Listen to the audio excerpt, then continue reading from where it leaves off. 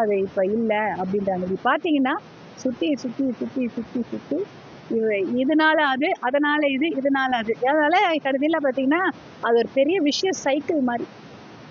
அப்போ யாருமே குப்பையை போடாதீங்க, இல்லை சாக்கடையே கலக்காதீங்க.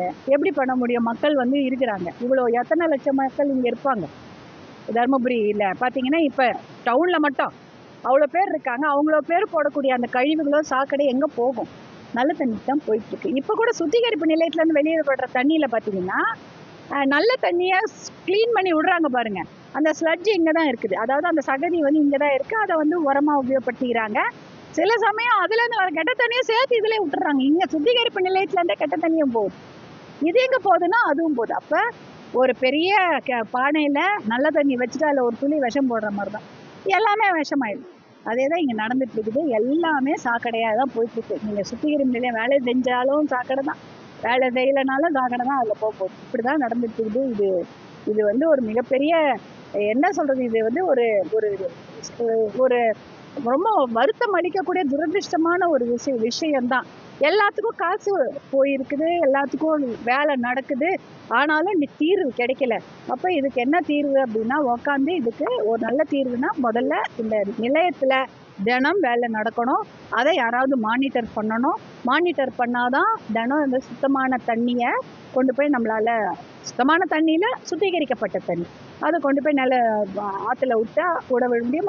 ஆற்றுல கலந்தா அது விவசாயத்துக்கோ இல்லை ஆடு மாடுகளுக்கோ இல்லைன்னா ஏதாவது மற்ற நீர் தேவைகளுக்கு அதை நம்ம உபயோகப்படுத்திக்கலாம். அதை முதல்ல நம்ம என்ஷோர் பண்ணணும். இந்த நிலையத்தில் அது பண்ணுறாங்களாம். அதே போல் இன்னொன்று கேட்டோம், அடிக்கடி தண்ணி உடையுது அப்படின்றதுக்கு அதுக்கு திட்டங்கள் அதிகாரிகள் வந்து திட்டத்தை சப்மிட் பண்ணி அதுக்கு ஆர்டர் வாங்கியிருக்காங்க. அதுக்கு பணமும் அரசாங்கத்தால் ஒதுக்கப்பட்டிருக்கிறது. புதுசாக பைப் லைன் போட்டு ரோடு ஓரமாக, ஏரிக்கரை இல்லாமல் ரோடு ஓரமாக சாலை ஓரமாக பைப் லைன் போட்டு இந்த தண்ணியை கொண்டு போய் கலக்கிற மாதிரி, அதாவது ஆற்றில் கலக்கிற மாதிரி இன்னொரு திட்டத்தை கொடுக்குறாங்க. 3 மாதத்தில் முடிச்சிருவோம். ஆகஸ்ட் 10ஆம் தேதி இந்த திட்டத்தை துவக்கிறோம். 3 மாதத்தையும் முடித்து விடுவோம். இப்போ ஏற்கனவே உடஞ்சி போயிருக்கலையா பைப்பு, அதெல்லாம் டம்மி பண்ணிவிட்டு இப்போ புதுசாக பைப் போட போகிறோம்னு சொல்லியிருக்காங்க. இதையும் நாங்கள் ஃபாலோ பண்ணணும். இது எங்களுடைய வேலை. இது நடக்குதா? இந்த 3 மாதத்தில் இது முடிஞ்சு இந்த தண்ணியெல்லாம், அதாவது சுத்திகரிப்பு நிலையத்துலேருந்து சகதியோடு இருக்கிற தண்ணி வந்து வெளியில் வருதான்றதை நாங்கள் ஃபாலோ பண்ணி பார்க்கணும். தினம் நடக்குதான்றதை பார்க்கணும். அதுதான் இப்போ எப்படி, அதுக்கு ஒரு மிகப்பெரிய சவால். தினம் இந்த சுத்திகரிப்பு நிலையத்தில் இவ்வளோ வேலை நடந்து இந்த 3.8 லட்சம் லிட்டர் தண்ணி சுத்திகரிக்கப்பட்டு இந்த சேறு தனியாகவும் தண்ணி தனியாகவும் பிரிக்கப்பட்டு சுத்திகரிக்கப்பட்ட நீர் ஆற்றில் கலக்கிறதா என்பதை மானிட்டர் பண்ணணும். அதுக்கு என்ன சிஸ்டம்ன்றதை நாங்கள் யோசிக்கணும். நன்றி.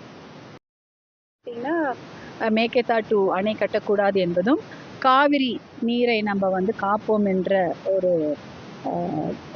ஒரு நிலைப்பாட்டை பாட்டாளி மக்கள் கட்சி வெகு காலமாக, இன்றைக்கு தான் மேகதாட்டு பற்றி எல்லாரும் பேசிக்கிட்டு இருக்கிறாங்க. ஆனால் காவிரி காப்போம், கரம் கோப்போம், காவிரி காப்போம், கரம் கோப்போம், தாமிரபரணியை காப்போம், கரம் கோப்போம், பாலாற்றை காப்போம்னு எத்தனையோ நடைபயணங்களையும் பயணங்களையும் மருத்துவர் அன்புமணி அவர்கள் கடந்த 10 ஆண்டுகளாக 2017 செய்து கொண்டிருக்கிறார்கள். பசுமை தாயகம் மூலமாகவும் பாட்டாளி மக்கள் கட்சி மூலமாகவும். மேகதாட்டு அணை எப்பேற்பட்ட பிரச்சனை, அதனால் தமிழ்நாடே பாலைவனமாகும் என்ற அபாயத்தை முதலில் தமிழ்நாட்டுக்கு தெரிவித்தவரே மருத்துவர் அன்புமணி அவர்கள் தான். இல்லைன்னா அதை பற்றி யாரும் பேசியிருக்கு போல, அது தீர்மானமாக ஏதோ சட்டமன்றத்தில் ஏற்றிட்டாங்கன்னு எல்லாரும் சும்மா இருந்திருப்பாங்க. ஆனால் மேகதாட்டு என்பது மிகப்பெரிய பிரச்சனை, நமக்கு சாப்பாட்டுக்கும் குடி தண்ணீருக்கும் மிகப்பெரிய பிரச்சனை ஏற்பட போகிறது என்ற விஷயத்தை முதலில் தமிழ்நாட்டுக்கு தெரிவித்தவர் மருத்துவர் அன்புமணி அவர்கள் தான்.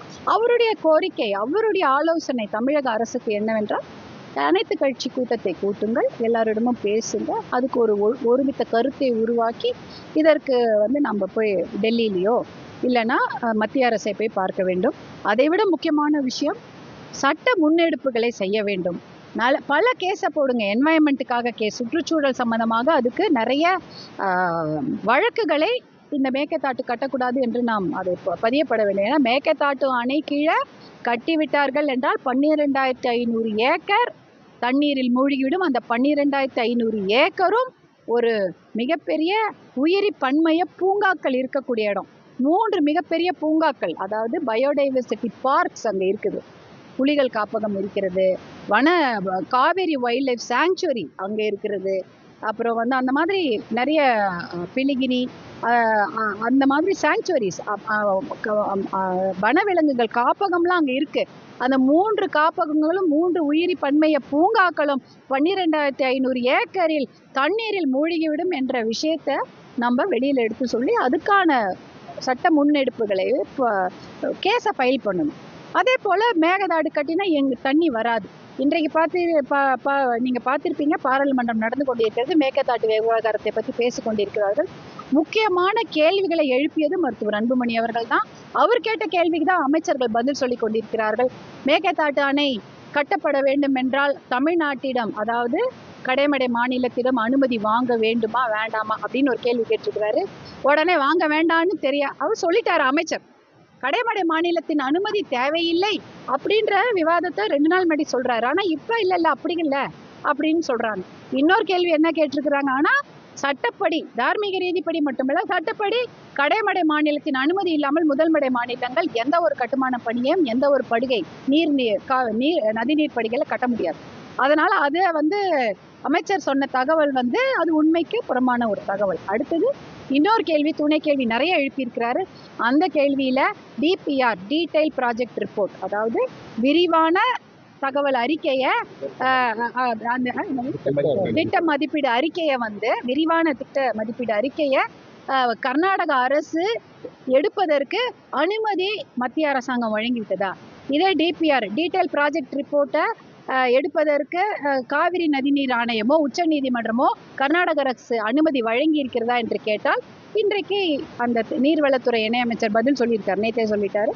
அப்படிப்பட்ட எந்த ஒரு அனுமதியும் மேகதாட்டு விவகாரத்துக்கோ இல்லை அப்படி டிபிஆர், மேகதாட்டு அணை கட்ட வேண்டுமா வேண்டாமா என்ற டீடைல் ப்ராஜெக்ட் ரிப்போர்ட், அதாவது விரிவான திட்ட அறிக்கை மதிப்பீட்டுக்கு கர்நாடகத்துக்கு அனுமதி வழங்கப்படவில்லை என்ற ஒரு பதிலை மருத்துவர் அன்புமணி ராமதாஸ் அவர்கள், பாராளுமன்ற உறுப்பினர் கேள்விக்கு பதில் அமைச்சர் அளித்திருக்கிறார். இப்படின்னா என்ன அர்த்தம்? மேகதாட்டு அணை கட்ட முடியாது, ஒரு செங்கலை கூட அவங்க எடுத்து வைக்க முடியாது.